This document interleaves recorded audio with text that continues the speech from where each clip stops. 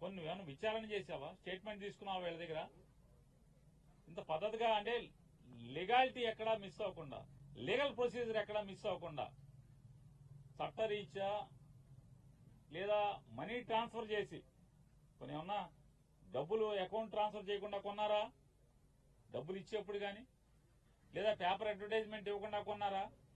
పోనీ ఆనుకుని పోనీ ఏమన్నా నంబర్లు మార్చేసారు ఎంటకి చంద్రబాబు నాయుడు ప్రభుత్వం ఇచ్చినటువంటి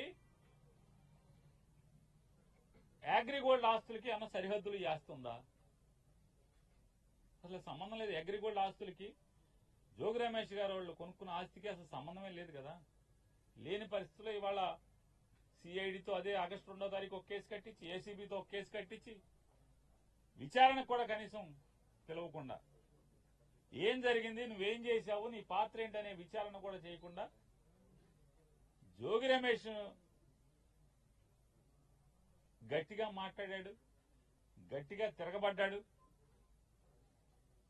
జోగి రమేష్ ని రాజకీయంగా ఎదుర్కోలేక, అదే రాజకీయంగా నన్ను తిట్టాడు కాబట్టి, నన్ను ఎదిరించాడు కాబట్టి, నేను జగన్మోహన్ రెడ్డి గారిని తిడితే నా మీద తిరుగుబాటుగా మళ్లీ నా మీద మాట్లాడాడు, విమర్శించాడనేటువంటి కక్ష కడుపులో పెట్టుకుని రమేష్ ని ఏమీ చేయలేక మానసికంగా వేధించడం కోసం జోగి రమేష్ గారి కొడుకు మీద ఈ రకమైనటువంటి వాళ్ళ బాబాయ్ మీద అక్రమ కేసులు పెట్టి చంద్రబాబు నాయుడు గారికి ఒకటే చెప్తున్నాం, నీ ఇష్టం రాష్ట్రంలో ఉన్నటువంటి 175 నియోజకవర్గాల్లో ఉన్నటువంటి వైఎస్ఆర్ పార్టీకి సంబంధించినటువంటి అందరినీ కూడా లోపలేసుకో, నీ మీద పోరాటం చేసేది ఖాయం.